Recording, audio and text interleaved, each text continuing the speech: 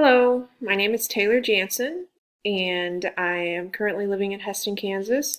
This is my husband's hometown, and he's very attached to it, which we love this community. Um, so I'm married, and we have one son with another one on the way, so we're going to have two boys. For our free time, we really enjoy outdoor activities. We do a lot of hunting and fishing and camping in the summer, with weather permitting. The summer hasn't been very friendly for that with all of the rain. Um, a unique fact about me is this will be my second degree. My husband and I met at Tabor College where we were both playing basketball. My first degree is in graphic design and I'm an art lover.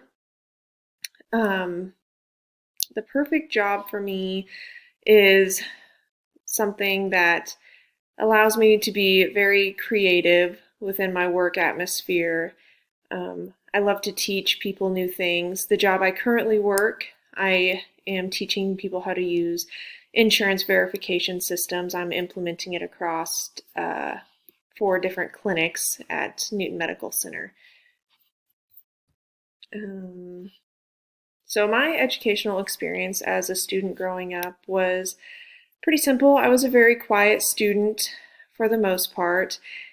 I enjoyed school. It was always the highlight of my year was to go back to school. I was always really excited, and then I kind of got into sports as I got older, and they were always the most important part of the school year for me. Um, what were the special education services in my school and where the students pulled out? They had a special room? Yes. We had a special needs student in my class, and I remember in early grades, during kindergarten and first grade especially, they did try to keep him in the classroom. And then as he developed and his needs developed, they took him to the special education room more and more. And I believe, especially late elementary school, he spent more time in the resource room than he did in the classroom with us. And then as he progressed through middle school and high school, he would be in certain general classrooms, but I think for the most part he was in the special education classroom, especially during high school. Um, do I have a special interest working with students with special needs? Yes, I do.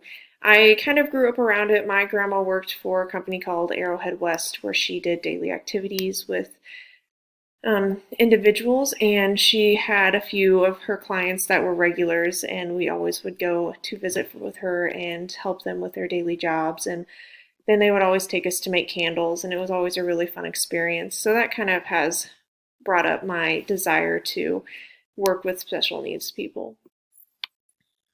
Um, which disability do you think would be the most challenging for me to live with? Um, I don't, that one's a tough question to answer.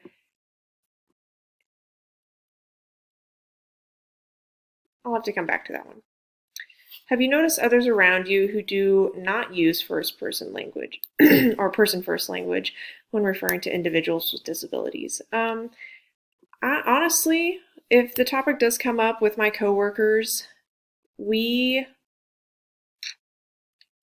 we tend to use person first language. I had to look up exactly what they were referring to for that, but when I read the sentence, it is um, very similar to how they talk at work. So if I go back and reflect on the disability that would be most challenging for me to live with, that is a very tough question to answer. I think it would be one that had a lot of outbursts. Not really one disability in specific, but just a form of autism that would cause a student to scream and possibly get up and run out of the room. That would take a lot of training for me to get used to. I would suppose if I was living with it, I would learn how to cope with or how to deal with it on a daily basis. But so that is a little about me. Um, I'm looking forward to hearing from everyone else. Thank you.